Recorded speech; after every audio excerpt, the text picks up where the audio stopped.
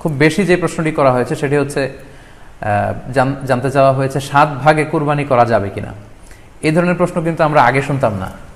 Recently কিছু কিছু স্কলারদের আলোচনা বা এতে করে লোকজন হয়তো বিভ্রান্তিতে ভোগেন কিংবা একটা ধোঁয়াশা তৈরি হয়, ফলে এই প্রশ্নটি করা হচ্ছে। আমরা আবহমান কাল থেকে আমাদের প্রিয় মাতৃভূমি বাংলাদেশে হয়তো ছাগল কুরবানি দিয়েছি অথবা গরু কুরবানি দিয়েছি সর্বোচ্চ 7 ভাগে।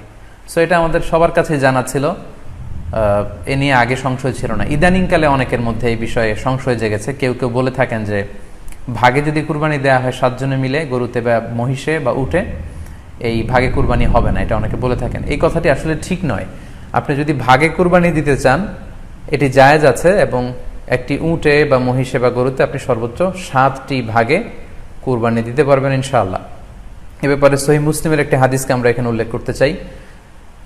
সাইয়েদনা জাবের রাদিয়াল্লাহু তাআলা আনহু থেকে বর্ণিত, তিনি বলেন, ক্বালা হাজাজনা মা রাসূলিল্লাহি সাল্লাল্লাহু আলাইহি ওয়াসাল্লাম, আমরা আল্লাহ রাসূল সাল্লাল্লাহু আলাইহি ওয়াসাল্লামের সাথে হজ করেছি। ফানাহারনাল বাঈরা আন সাবআ, সেখানে আমরা উট কুরবানি দিয়েছি 7 জনের পক্ষ থেকে। ওয়াল বাকারাতা আন সাবআ, আর আমরা সেখানে গরু কুরবানি দিয়েছি 7 জনের পক্ষ থেকে। খুব সুস্পষ্ট, একটি উটে ওনারা 7 জন অংশগ্রহণ করতেন, একটি গরুতে 7 জন অংশগ্রহণ করতেন।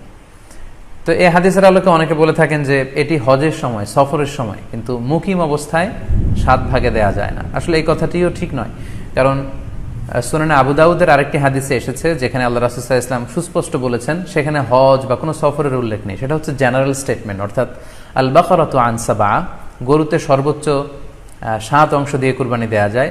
ওয়াল জাযুরু আন সাবআ, আর উটের ক্ষেত্রেও সর্বোচ্চ 7 অংশ দিয়ে কুরবানি দেয়া যায়। তো এই হাদিস, দ্বিতীয় যে হাদিসটি উল্লেখ করলাম, এটা হচ্ছে জেনারেল স্টেটমেন্ট। সেখানে সফর মুকিম কোনো কথা বলা হয়নি। ইন জেনারেলি বলা হয়েছে যে উটে 7 ভাগ দেয়া যায়, গরুতে 7 ভাগ দেয়া যায়। সো আমরা যারা ভাগে কুরবানি দিচ্ছি 7 জন মিলে একটি গরু, আপনারা নিঃসন্দেহে সানন্দ চিত্তে নিশ্চিন্তে কুরবানি দিতে পারেন। সহিহ হাদিসের আলোকে এটি সাব্যস্ত, এতে কোনো সমস্যা নেই ইনশাল্লাহ। তবে ভাগে কুরবানিতে কিংবা যৌথ কুরবানিতে কয়েকটি বিষয় আমাদেরকে খেয়াল রাখতে হবে। নাম্বার 1 হচ্ছে নিয়ত। আপনাদের ইন্টেনশনটা ক্লিয়ার হতে হবে। প্রত্যেকেরই যাতে একই ইন্টেনশন থাকে, সবারই যাতে ইন্টেনশন থাকে যে শুধুমাত্র আল্লাহ তাআলার সন্তুষ্টির জন্য আমরা এই কুরবানি দিচ্ছি। এখানে কয়েকজনের যদি ইন্টেনশন থাকে যে